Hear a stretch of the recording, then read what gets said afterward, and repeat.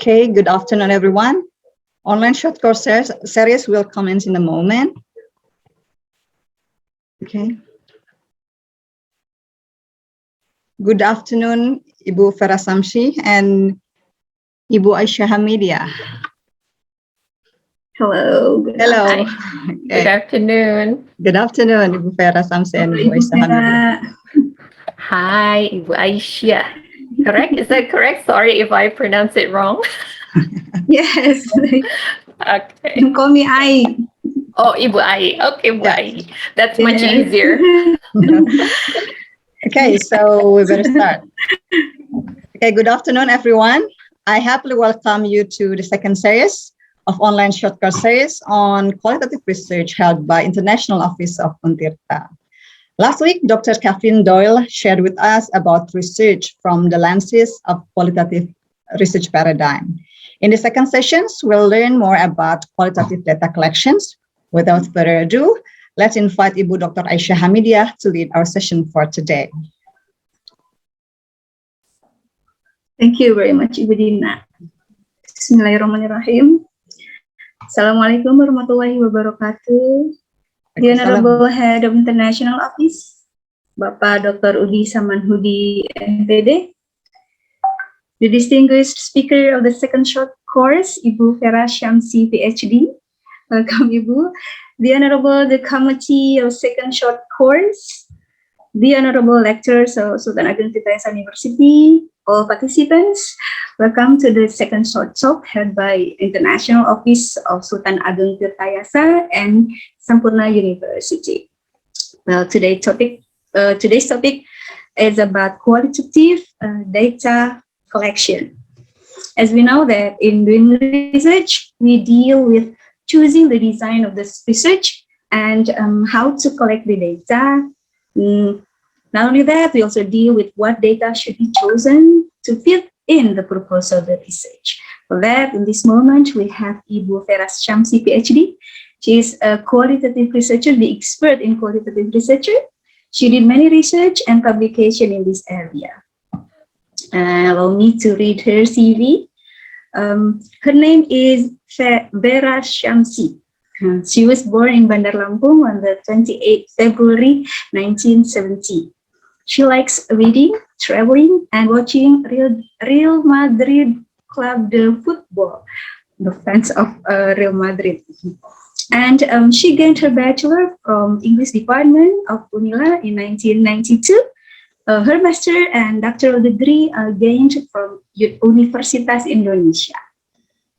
And she's been a lecturer for the last 22 years. She teaches various subjects related to cultural studies, popular culture, English literature, and English language teaching. She loves teaching, she said, because she finds happiness when she is facing students and becoming their guide in the learning journey. Yes, I think all lecturers feel the same. Okay, in her research publication section, she wrote that she did many research mostly related to the topics under cultural studies. And here she mentioned several studies she did, but interestingly, I catch this, that she did a research about dissecting the ideologies and forces working behind the process of identity construction of the two football clubs, Real Madrid Club, the football and football club Barcelona. And in 2018-2019, she was involved in joint research with a team of faculty of humanities, Universitas Indonesia, and she presented the result in the Global Mobility Humanities Conference in 2019, convened by Konkuk University, Seoul, South Korea. And currently, she involved in joint research with her fellow lecturer from STB Alia, Jakarta, on the topic of a critical look into women and message construction in Tilik film. This is a very interesting film, Tilik, entitled Tilik. She published her works in various journals, national and international journals. She also attended seminars and training as speaker, facilitator, and participants. She was appointed as the head of English department and in STB Alia in 2006 to 2009, and in Sampoerna School of Education in 2009 to 2013. And since 2019, she's been as a coordinator of Center of Literacy of Sampoerna University. In other section, she also wrote that she's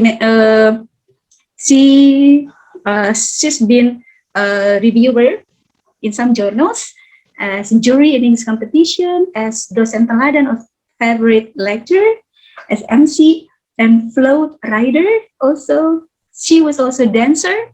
As a dancer, she was as the representative of Bandar Lampung Province, Ibu, and she performed the dance in Den Haag. She was also as the runner-up of Putri Indonesia in 1992. No wonder you have that whole smile, Ibu. Okay, Ibu Vera will start the talk. Then we will have a question and answer section after the talk, and the participants may deliver the questions in the chat box. Without any further ado, please welcome Ibu Vera Syamsi, Ph.D. Ibu Vera, this room is yours. Yeah, thank you so very much, Ibu. I didn't know that you would read everything, almost everything. I mean, okay, very kind of you. Thank Very you for interesting, Ibu. Your CV is very complete. Thank you so much. Thank you for the very kind introduction. I would also thank everybody from the International Office of UNTIRTA, my dear fellow lecturer, Bapak Udi, for inviting me. This is really an honor that I could be here. Actually, I wish I could be there in person. Yeah, Ibu, it would be a lot more. I mean, the discussion would be more, I would say, intimate, because personally, I'm not a very serious person. I just like to have some quite casual talk. Yeah. So again, thank you very much. I hope I could share something. Well, honestly, I haven't taught methodology for quite so long. So when I was invited for this session, I had to study again. So I do hope that I could share something with you. But again, considering that we only have like 30 minutes, 40 minutes for my presentation, so maybe we could do we could use our time more for the discussion. Yeah. But okay, I think I would like to share the screen. Okay. All right. I have my screen here.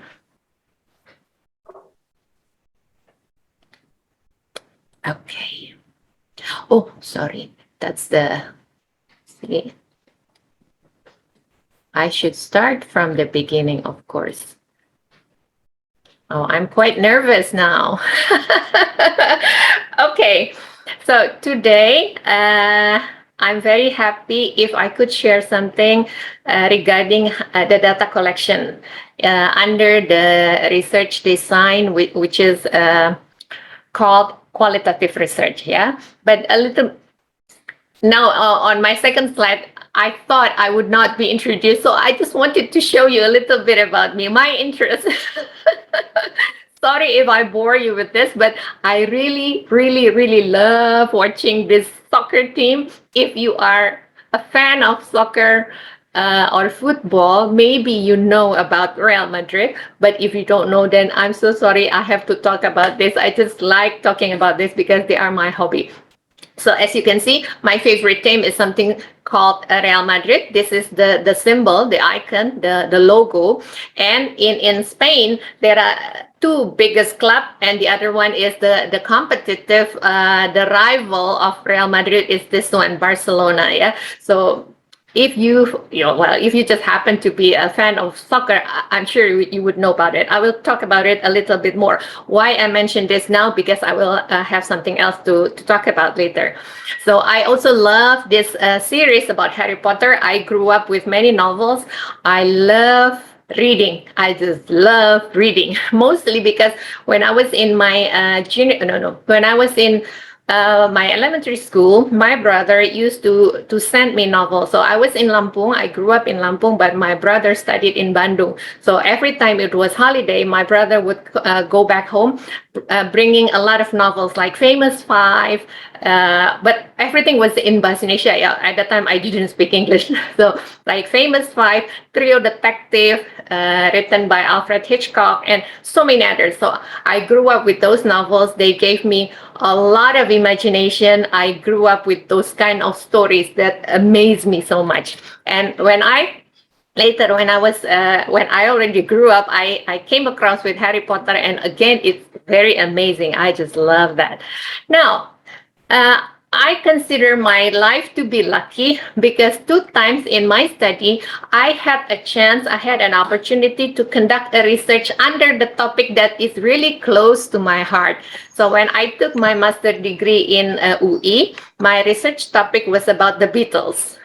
Because, that's the interesting, to me personally, it's the very interesting thing about cultural studies is because we can talk about things that we come across in life.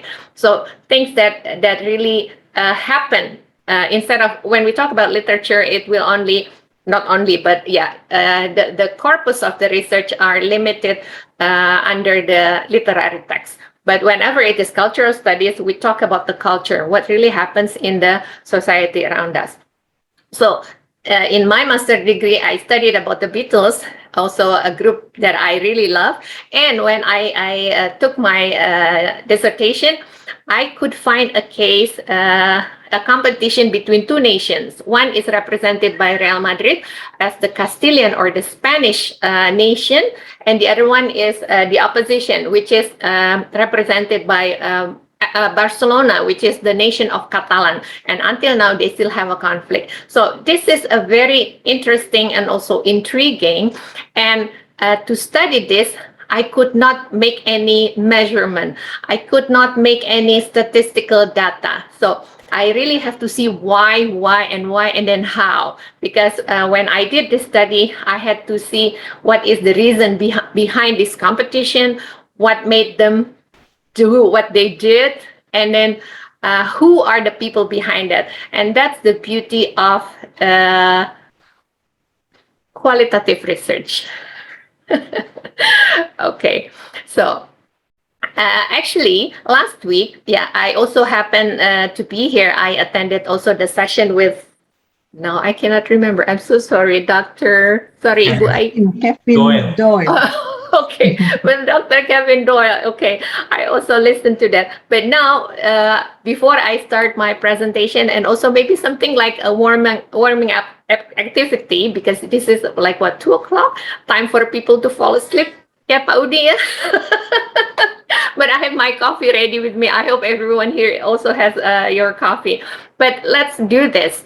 A little bit review before I continue what has been started by Dr. Doyle last week. Yeah, I hope everybody here, no, I mean the students, of course, especially the students. Oh, yeah, sorry, I have to make a disclaimer. This is not this. What I'm going to present is actually not intended for the lecturers, because I believe you know much more than what I do. What I share is only a very tiny part of what I know. So this is mostly for the students. So students, if you could go to, we're going to do this a little bit of game. Please go to my joinmyquiz.com, and then we can okay, let me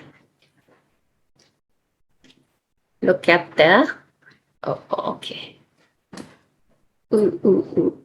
Now I cannot find it. Oh my goodness. This is embarrassing. Okay. Can you go to, please wait, yeah, I have to check again. The code is, I will type it in the chat box, yeah? Sorry. Okay. So you go to joinmyquiz.com, and this is the code 7927. Where is the, okay, 7927. 792709. Okay, can you find the code in the chat box? So you go to joinmyquiz.com and then you type the code 792709. Yeah. Okay, somebody has been there already. Okay. Yeah, I have, now I see there are 2 people. Yeah, let's wait like for 1 minute and then I will start. Maybe maybe not all of you can join, but I think it's okay. It should not be a problem because this is only a warming up activity, just trying to recall what we have listened to last week, and perhaps also something that we're going to talk about after this. Yeah. So I see now there are 10 people already. Okay. Wow.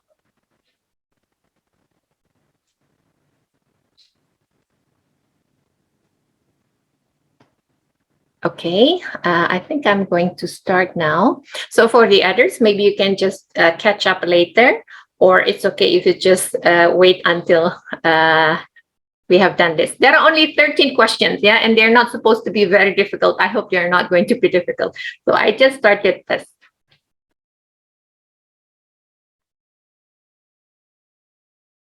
Wow.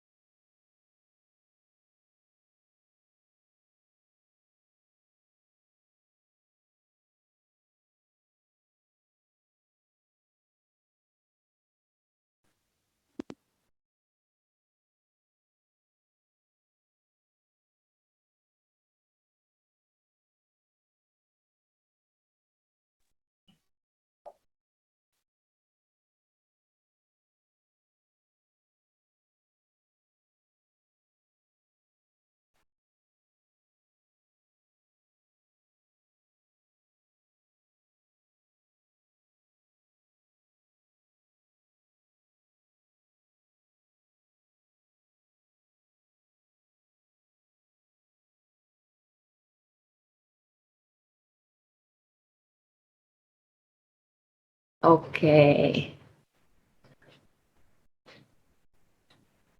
Okay, I think it is complete now.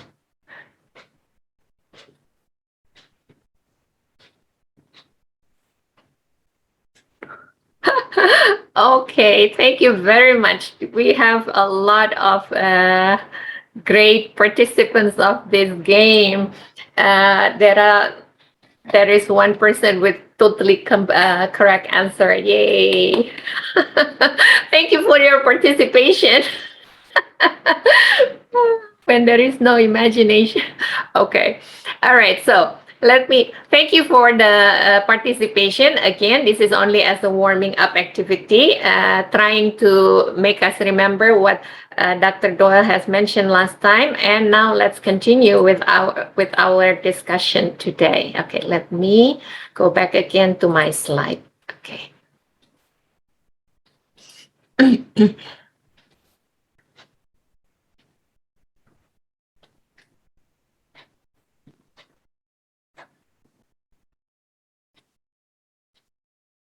Okay. So, yeah. Oh. Too fast. Okay. So, I would like to continue what Dr. Doyle mentioned last week. So by reminding all of us, yeah, it's not really telling you, because I'm sure, again, as I said earlier, you must know a lot more than what I know, than what I do today. But here, science is what we're trying to do when we want to understand the things around us. Science is the way to find the system in the world. Yeah. So as what I quote from Stake, science is the collection of grand explanation of things, either physical, biological, sociological. And when we do this, it means we're trying to understand, we're trying to find the explanation how things work. And when we want to know how things work in a quantitative way, here on the left side, it means we will rely heavily on some linear attributes. We want to know about measurement. We want to know about the data from some statistics, for instance, yeah. While if we want to understand how things around us, but it involves some personal experience, some intuition, some skepticism, then it means we will have to work under the qualitative umbrella. Yeah. And this emotional aspect of people can be very useful to refine the theories and the experiments that people have done in the past. Yeah. And as we can see, because we're talking about personal experience, we are talking about intuition, it means we talk about human perception and also our understanding about something. Okay. Now, still, when we talk about how to understand the things around us, how people do something, what really happens, when we talk about quantitative, it means we focus on numbers and statistics. On the other hand, so when we talk about qualitative, it means we want to work with words, with description, with concepts and ideas. I hope you find some of the answers for the game that we just did before, yeah? Some of them are from this page, okay? And then here is a kind of summary, the table, the differences between qualitative and quantitative. So as you can see, the term qualitative is derived from the word quality. It's quality of meaning. Yeah. While the quantity is about how many. For instance, when Pak Udi smiles at me, I would see what is the meaning of his smile. But if I want to say how many times he smiled, I will count. Which one is easier? I think it will be easier to count how many. How many times he smiles at me, it would be easier during a meeting of 1 hour, for instance. But when I want to know what is behind the smile, that could be very tricky. Yeah, it's only about perception. If I am to GR. I hope you guys, the young people, I hope you are still familiar with the term GR, but it shows how old I am. Yeah, I'm from the previous generation, because young people nowadays, they don't use the word GR anymore. So when I have this feeling of overconfident, I would say that He smiles means he likes me, but the word likes can also can have many spectrums of meaning, and that's when we want to, if we want to know that, that's what we have to do in the qualitative research. Yeah. So qualitative research is the rooted in the constructivism. So we construct meaning based on clues. So I think qualitative research also teaches us to be accurate in interpreting something, not to jump to a conclusion too soon. Yeah, just because Pak Udi is smiling at me, that doesn't mean he really likes me. Maybe he is just being a very kind guy. He smiles to everyone. I'm sorry if I keep mentioning your name, Pak Udi. And qualitative also falls under the philosophy of interpretivism. So to interpret, interpret is of course different from making a guess. Yeah, making a wild guess is without looking at the other clues, without trying to connecting the dots. Then people jump to a conclusion. Then it is only making some wild guess. While interpretivism means we look at the signals, we connect some clues, and we try to see what is behind that. While for quantitative, everything has to be measured. The data can be quantified. We can calculate something, yeah, using different tools. So the objective or the goals of qualitative is not to test, not to control, not to predict, because they belong to quantitative. While for qualitative, because we want to know the meaning of something, then we want to try to understand. We want to be able to describe. So for example, when people nowadays, everything is broadcasted live, using Instagram live, using Facebook live, everything, whether it is a good thing, whether it is a bad thing, whether it is things that can be useful for many people or of no use at all. I found a lot of YouTube content that has nothing to do with me, but many people like it. So that's the how we can describe that. It means we have to do a qualitative research, yeah, and also discover the reason, discover the motive, and discover the driver of something. Okay, and then when we do the qualitative research, it means we will be quite flexible, because later on when I talk about the data collection, such as interview, some interviews cannot always be prepared before or predetermined. We heard something like called structured and semi-structured or just a casual interview. Yeah, and new things can come up instantly. That's why it is called emergent. On the other hand, quantitative is structured, predetermined. And maybe you can also see why I like qualitative, because I am more of a free spirit person. I don't like something very tightly structured. I don't like uniform, for example. Okay, this is not a sesi curcol. It's not about me. I'm so sorry. And the last thing, which is also very important in a qualitative research, researcher has a bigger role, because everything is decided and done by the researcher. As you can see, whenever it is flexible, whenever there is something emerge, so the researcher has to come up with another strategy with some solution. Yeah. While in a quantitative, it is not the researcher that functions as the instrument, but it is the other tools, such as the test or the survey, or using the statistical application. Yeah. Okay. Okay, let me see how much time I have. Okay, about 15 minutes, yeah? So here, again, this is a kind of definition for qualitative. So it is a strategy for a systematic. So I highlight the word systematic because that's what makes it different between a research and just collecting things in our daily life, yeah? So whenever we talk about research, there is the systematic way. And here, for qualitative, so I highlight the keywords, it's about human, it's about experiences.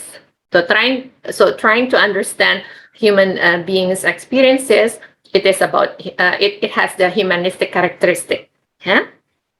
And then, okay, now the question, why qualitative? Why not quantitative? I found this quote very, very appealing. It plays with words, but it has a very deep meaning. Of course, now I'm being subjective, yeah? But I really like this. Not everything that can be counted counts. While, on the other hand, not everything that counts can be counted. Yeah, so some men, you see, whenever I teach in class, I like to tease the boys because me being a woman, I always blame the boys. So boys, you can be counted, but you are not always somebody that I can count on. Is that correct? Just a joke. So that's the meaning, yeah? I mean, I like this quote, not everything that can be counted counts, not everything that can be counted is important, matters. They don't always matter. On the other hand, not everything that matters can be counted. So in a lame way, we always say love is something very, very valuable, and love cannot be counted. Really? Okay, maybe.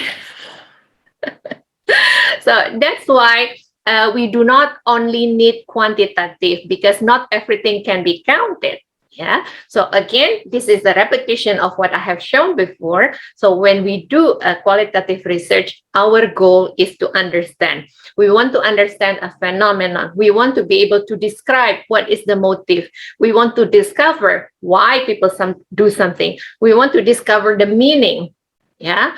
Why people go to Monas, for instance, to stage some demonstration, to stage some protest.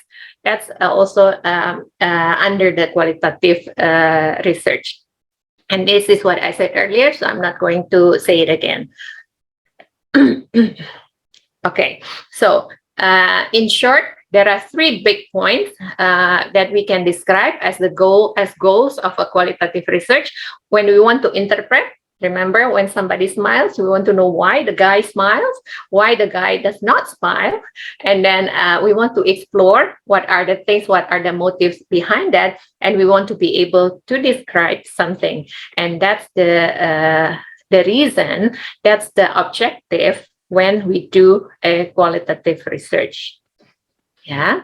Now, we come to the point of methodologies and method. Some students are still quite confused. Some students thought that these are similar or they have the same meaning.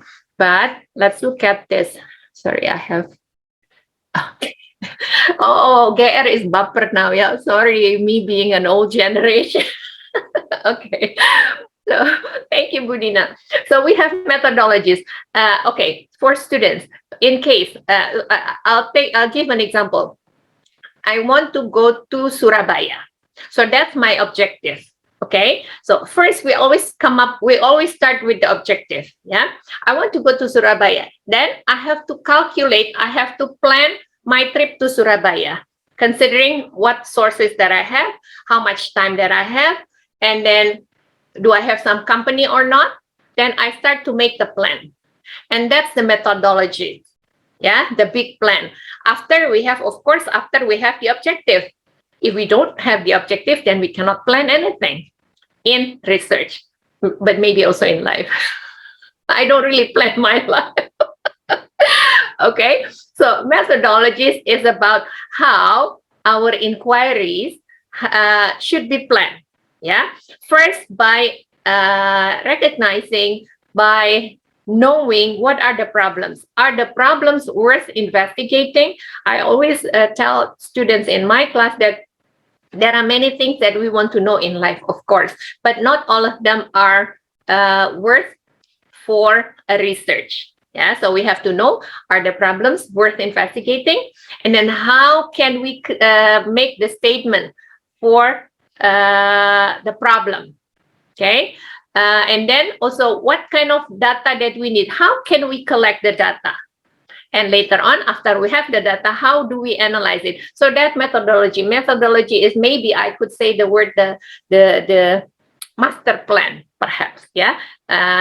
Taking the analogy, I would say that the plan for my Surabaya trip, it is the methodology. Looking at how much time I have, how much money I have, what places I want to visit in Surabaya, etc., etc., etc.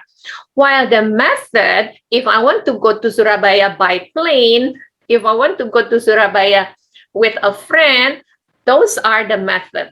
So the tools, yeah, the techniques, and also the procedure. Okay, so method is only a small part of the methodology. So from this point, when we talk about method, it is also a method of collecting the data. Now, in qualitative, again, because the goal of a qualitative study or research is to understand something, to discover, to describe, then, okay, let me continue with the, okay, oh, sorry, before that. This is the example. These are examples of methodology. Yeah, the plan, the master plan. We have something called case studies. We have something called grounded theory, ethnography, phenomenologies, and narrative approaches. So this is the plan, how we're going to conduct our research. This is the big part. This is the structure. Yeah, but then when we talk about the methods of collecting data, and this is the focus of the presentation today, these are the common methods. Perhaps there will be other methods, but I will just introduce some of the methods that I have here on my slide.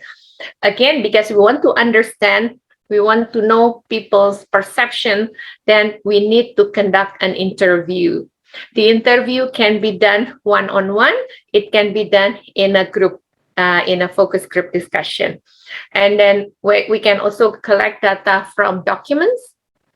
Documents can be text, or it can be audio and visual materials. It can be done through some observation. And of course, we can also do some survey and questionnaire. However, in this session, I will only talk about 1, 2, 3, 4, 5. Because survey and questionnaire takes a little bit longer explanation.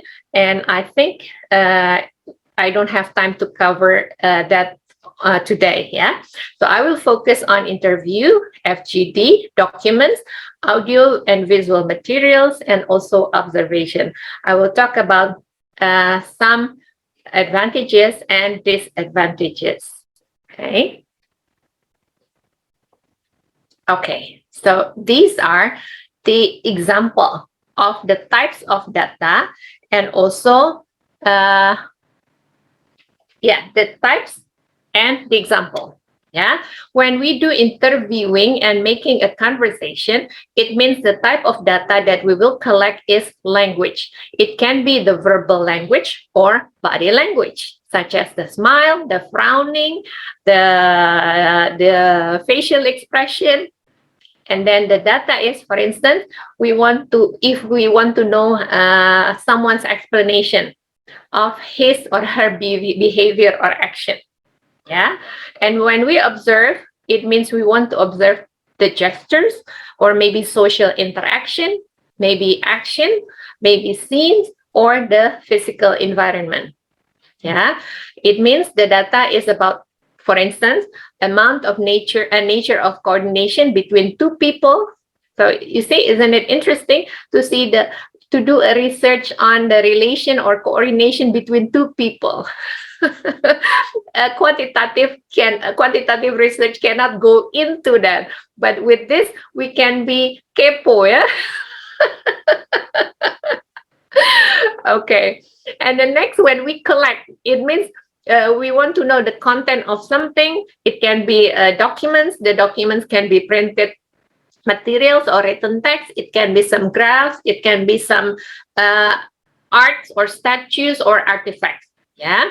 In this case, the data that we will get is the titles of something, the text, the date, the chronological order of something happening, and then other types of written words. The last one, it is also interesting, in a qualitative research, we can do a research on feeling, on sensation, on perception. Yeah, and of course, for this one, there is no other way. I think there is no better way than questioning the person. Asking the person that we want to know that, but of course there is no guarantee that the respondent will give you the real or the truth, the true answers. But nowadays it is also quite complicated to consider what is truth. Yeah. Now this is the very hot topic. It's about the post-truth era. So what is truth? I have a literacy class and my students get confused every time because I always challenge them. Is that the truth? What do you mean by the truth? Which truth? Yeah. Okay. So this one, for instance, about the sensation, it's about the perceived time. And then also how people feel comfortable or uncomfortable in, for instance, in a classroom interaction, something like that. Yeah, it's about perception. Okay, I would like to start from interview. There are two types of interview. The first one is structured, and the second one is casual. Of course, everything we do, I think, everything we do has the pluses and minuses. For the structured interview, it's easier for the researcher, but sometimes what we have prepared, the questions that we have prepared, cannot always cover everything that we always want to know. Yeah, that's why in a qualitative research, emerging something can emerge, new facts can come up, and then we want to check further. Yeah, so it is easier to control. Questions are the same, data are comparable, time efficient, but somehow we cannot always get the expected result. Yeah, and when there are similar data, it can influence the data collection and it can cause bias. Bias can be everywhere, so we really have to be careful. Yeah, for informal interview, in this case, we can dig deeper. Yeah, but the disadvantages, because we don't prepare and we don't ask them the same question, the results cannot be always comparable. Yeah, sometimes data cannot be generalized and it takes a lot more time, of course, because 10 people with 10 different answers will take more time to analyze. And then FGD. The advantages are we can have many responses from the same people at one time. At the same time, it also poses some disadvantages because when people speak at the same time, even though we record that, it can be confusing. And also it gives us a little bit more problem in making the analysis. Yeah. And then when many people talk at the same time, it could give us less depth and breadth of the information that they convey. I would go to the next one. Document. Yeah, it's easy to review the documents, but sometimes not all the documents that we need can be accessed. Yeah, not available. Maybe they are protected.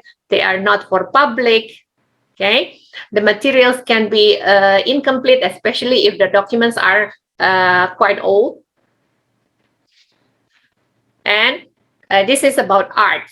We can have visual and audiovisual materials such as photographs, art, videotape. So we can collect data from here. Yeah, and this is what I did also in my research of my favorite football club.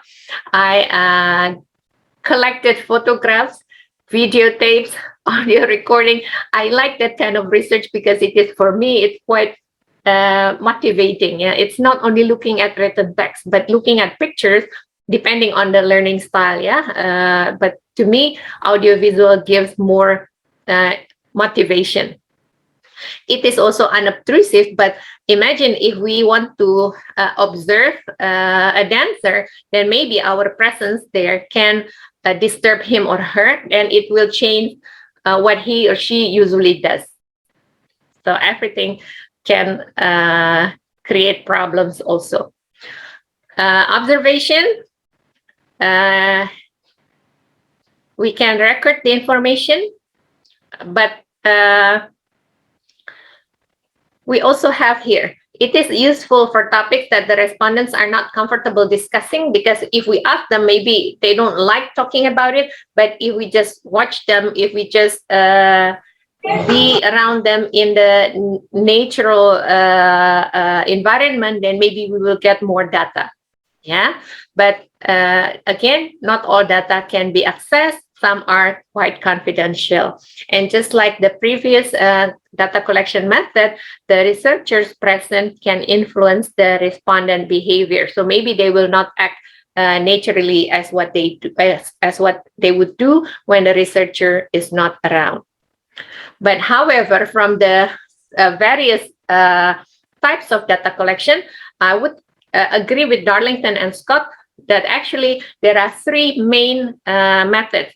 The first one is interview, and it is suggested to do an in-depth interview with individual or only small groups rather than FGD. And I would agree with that. But again, it depends. Yeah, if you want to cover a big number of respondents, then FGD will be more useful.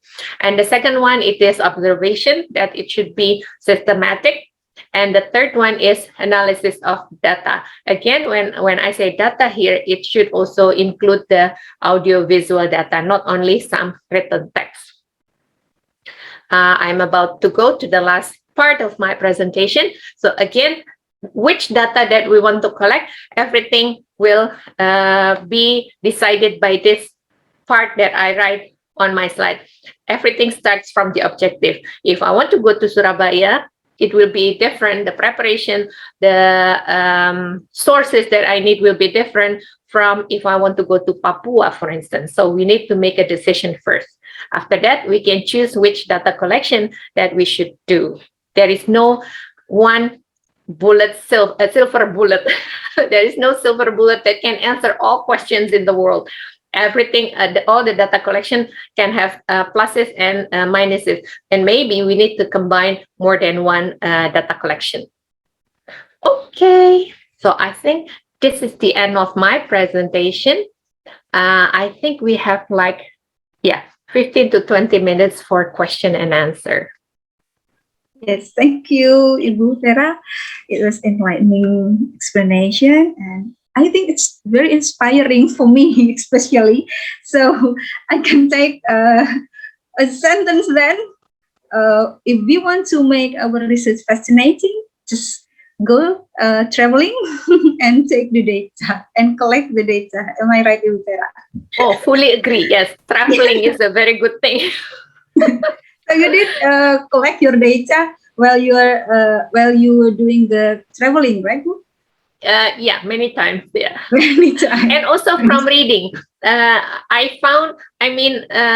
Again, I think I was lucky because I could find this research problem because I came across some information unintentionally. When I read newspaper, something like this, okay, and then it became a research question. Of course, after I consulted with my supervisor, and they helped me a lot, because at the beginning, students, regardless of what level they are, whether in undergraduate, postgraduate, or a doctoral degree, whenever they are students, sometimes their mind is very clouded. Yeah, we want to cover so many things.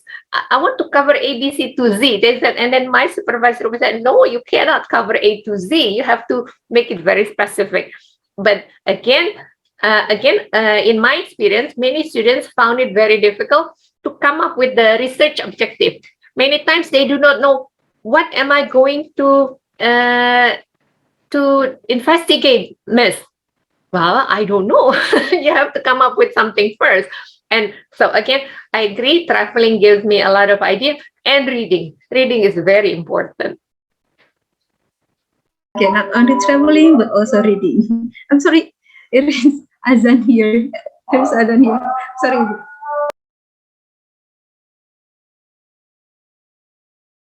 I thought Pak Udi is banned from asking questions. No?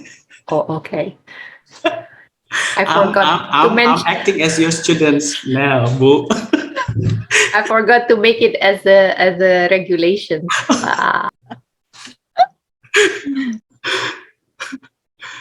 Okay.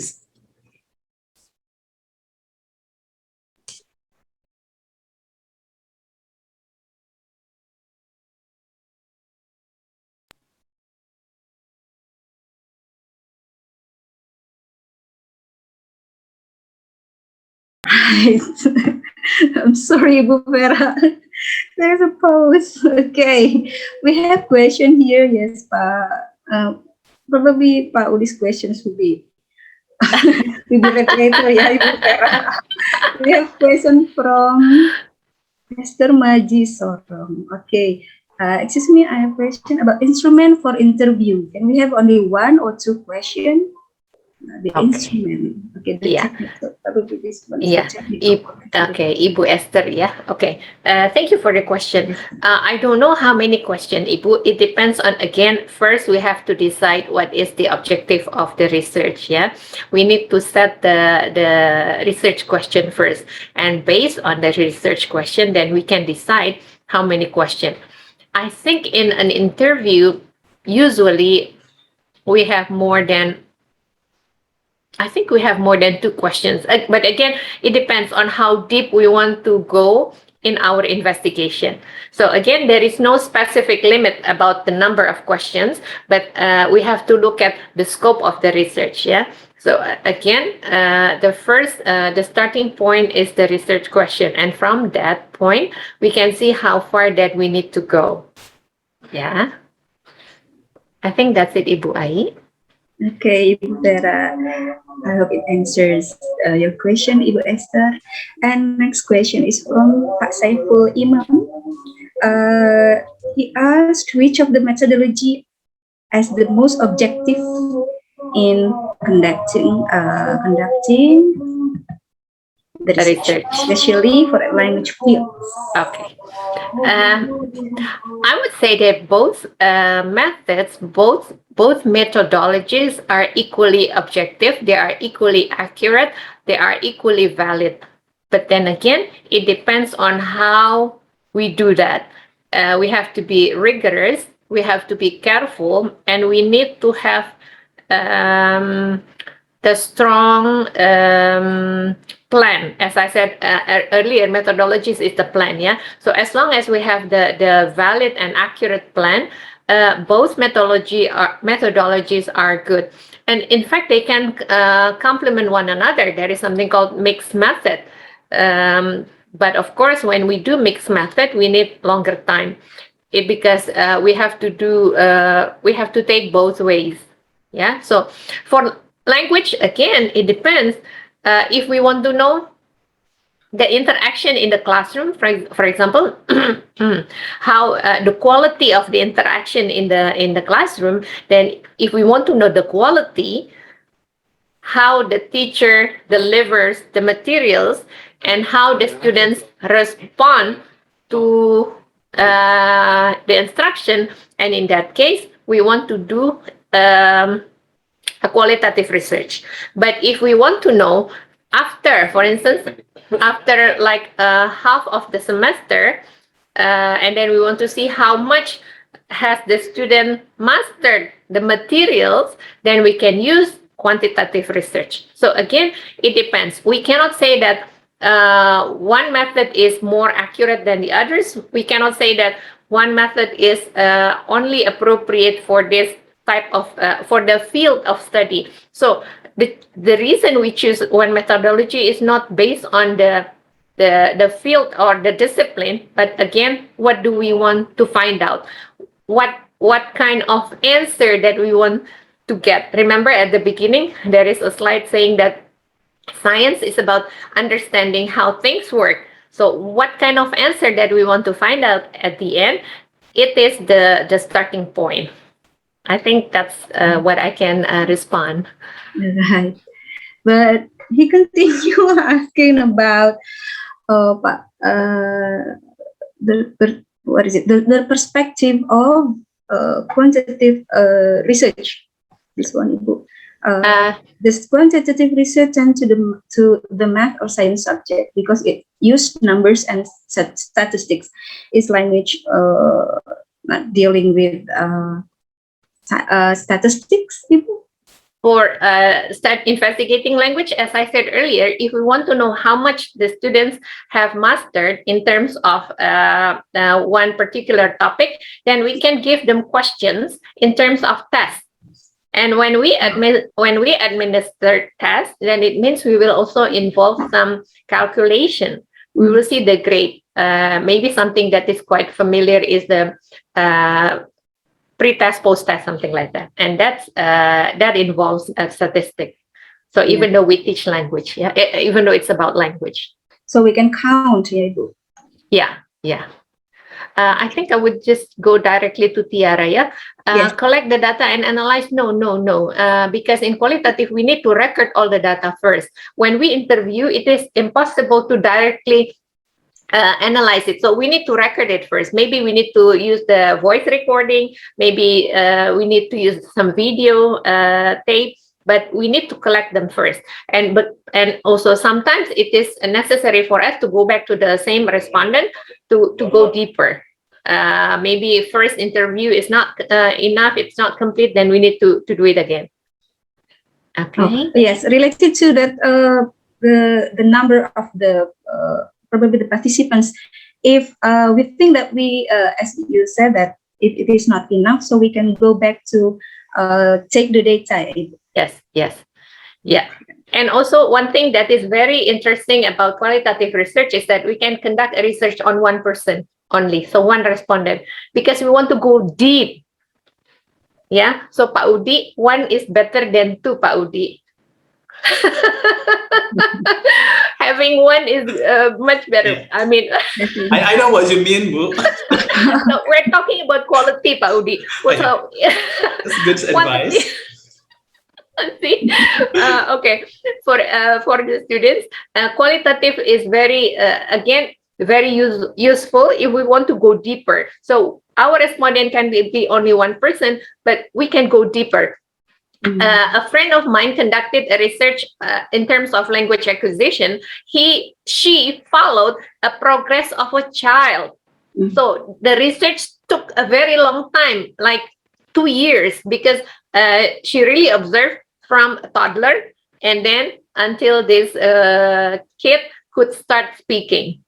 Only one respondent, but it has to be deeper, and it took 2 years, very long time. Okay. Phenomenology. There's Ibu Sudiswarsi's question, Ibu. To make the data valid and unbiased, how to make the data valid and unbiased? The data is data. We cannot say the data is biased or not biased, but when we analyze it, then we have to be careful not to make it unbiased. But the data is valid if it comes from the right respondent and if we ask them the valid question. Yeah. Methodology as the most objective. Oh, I think I have answered Pak Saiful. Yeah. The one from Laili Nuriyah, Ibu Laili Nuriyah. Laili Nuriyah. Okay. How about phenomenology? Yes.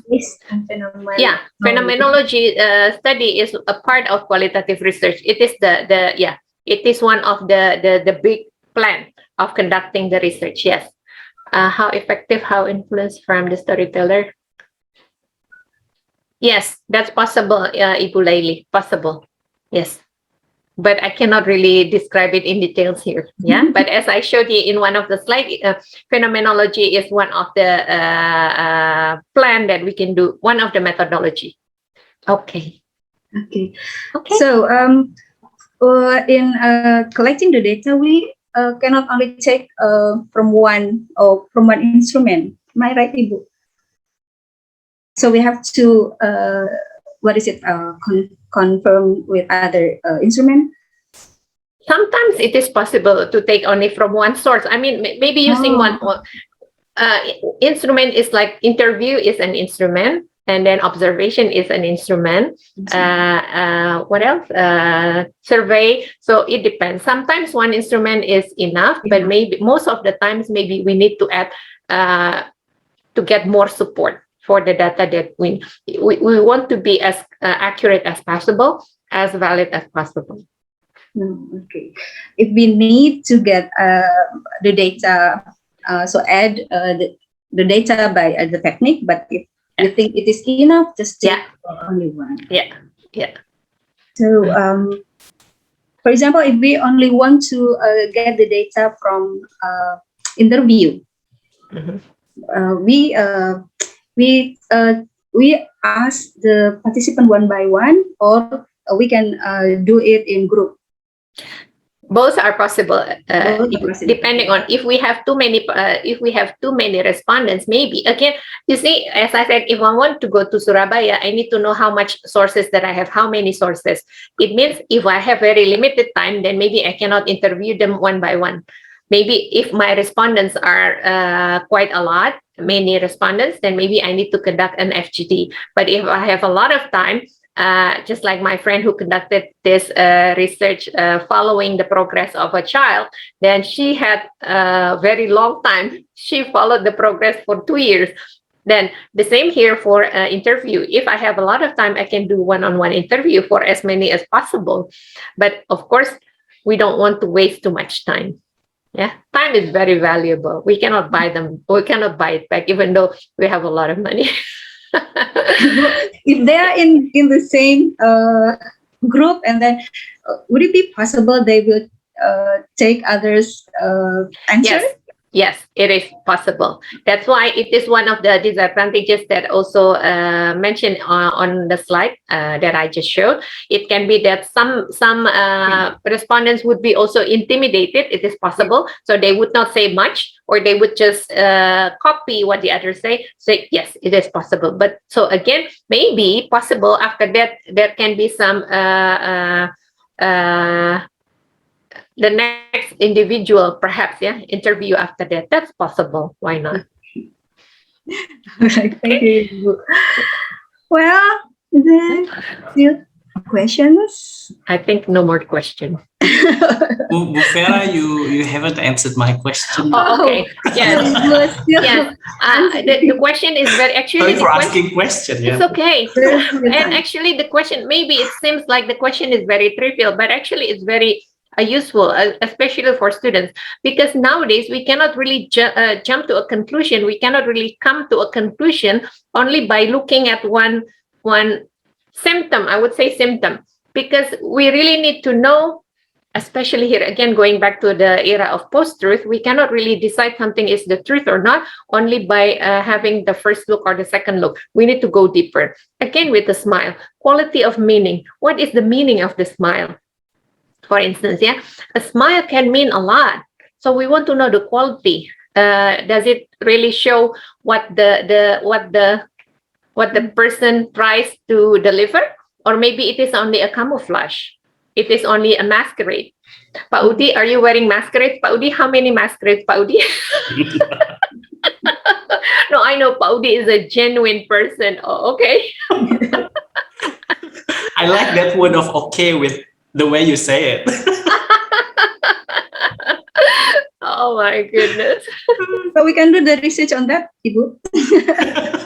Yes.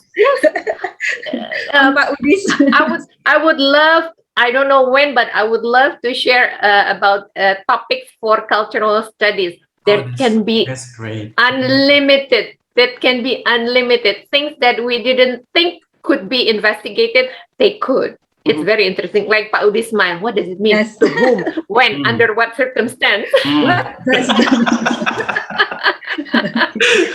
But Bu Vera, I think one important question will be about numbers in qualitative research. Can we still put numbers in qualitative research? Because when you said qualitative is dealing with words, what about numbers? Still it possible for numbers to be there, like percentages or something? Yes, of course, yes. Especially if we want to conduct, if we want to collect data from questionnaire, but it should not be the final, it's not the ultimate goal. So the percentage is not the final one. So to me, I love qualitative much better, because we go deeper than only like 75% of the students couldn't do well in the test. What does it mean? What is the quality of the 75%? Right. Yeah. So Pak Udi asked me to go out for lunch 3 times a week. I should not stop by 3 times a week, but why? What is beyond that? So 3 times a week is only the entrance point, the entry point, sorry. Yeah, but after that, we go deeper. And then by what? By doing observation, by doing interview, by following him, stalking you, Pak Udi, in short. That's what I'm about to do. Find the motive. Okay. Find the motive. Okay. Yes. Okay. We have questions, Ibu Vera. We still have questions. Is it okay? Do we still have time? Oh, come on. Oh, mommy. Do we still have time? 1 hour. Oh no, it's already 1 hour, right? And We maybe have one more. Bu Yeah, Vera. one Okay, hour. Yeah. 1 hour. Yeah. Which one? Which one is the Hour question? more. Okay. We have Wait. Ibu Yuli Ristianti. Ibu Yuli Ristianti's questions have been possible for us to answered. go deeper. Oh yes, Yes, very, it very, is very answered. possible. Yes, Ibu Yuli, it is very possible. It is even much better. But that's why there is the purpose of qualitative research is not to generalize. While on the other hand, for quantitative, it's very possible to make a generalization. So for qualitative, it is only for this specific study. So that's why a case study is very common. Yes, one student, why not? Very possible. Okay. Questionnaire interview, yeah. For one person, one respondent interview will work better. Pak Roma, what is the question? I cannot find the answer. The question is about the slide. The evaluation research as a qualitative.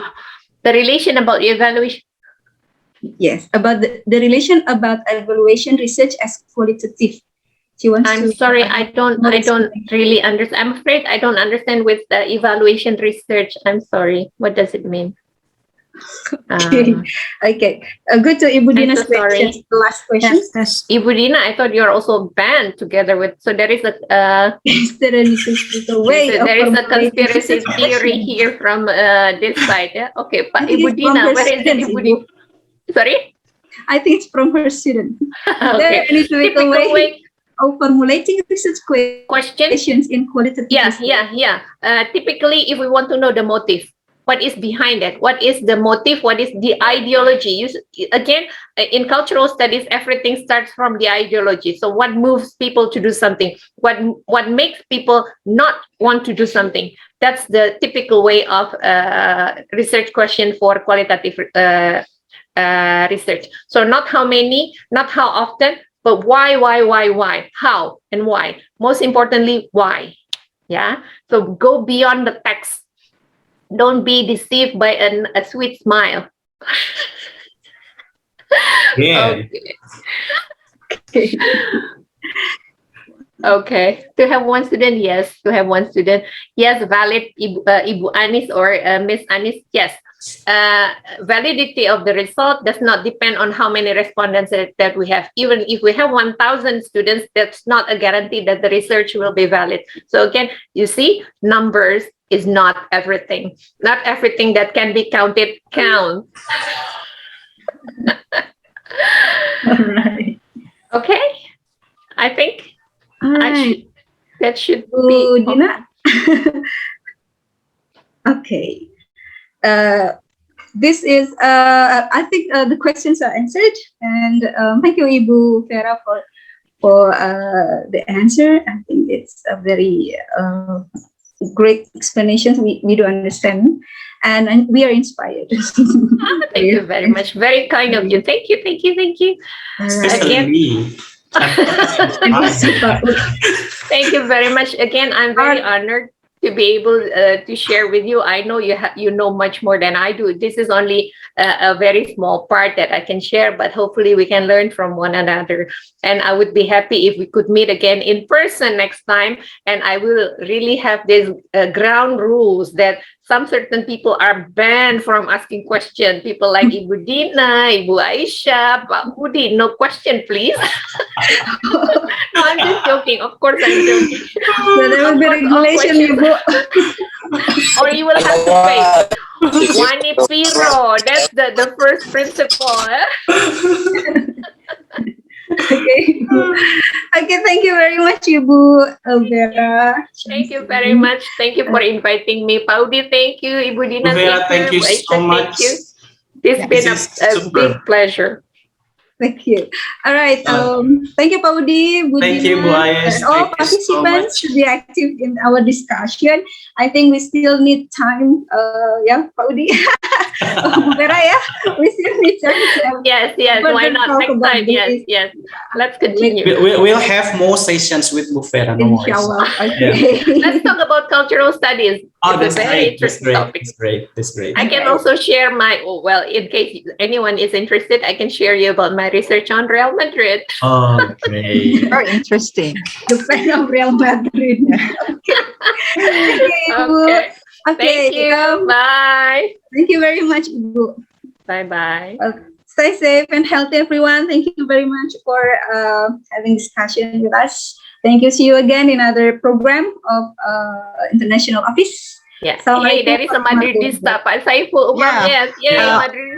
Halo, Madrid. Aisyah Hamidiah can stay here because it's the time for certificate presentations for our speakers and also moderator. Pak Udi, please. Yeah, again, Bu Vera, thank you so much. This is another excellent lecturing session from you after Dr. Doyle last time. All right, thank you once again, Bu Vera. A lot of fans are waiting for another session with you, I believe, in the future. Yeah. So we'll schedule you for other sessions. All right, Bu Vera. Thank you so much. And this is a form of appreciation from us, the team of the International Office of Universitas Sampoerna Indonesia. Thank you so much once again. Thank you. Thank you. And then Dr. Aisyah Hamidiah. Thank you so much, Ibu, for being such a wonderful moderator. Yeah. For agree. Even, yeah.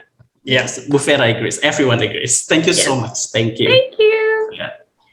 Okay, once again, thank you very much to Ibu Vera Syamsi Ph.D. and Ibu Dr. Aisyah Hamidiah for the session today. And we still have one more session, the last but not the least, on 28th of October with Ibu Dr. Murti Ayu Wijayanti on qualitative data analysis. So mark your calendar, make sure that you attend the last sessions on online short course series for this semester. So thank you very much for your participation, for colleagues in Sorong, for colleagues in IKIP Siliwangi, for colleagues in Unimed and UNS. Thank you very much for joining our session today. I'll see you next week. Assalamualaikum warahmatullahi wabarakatuh. Waalaikumsalam.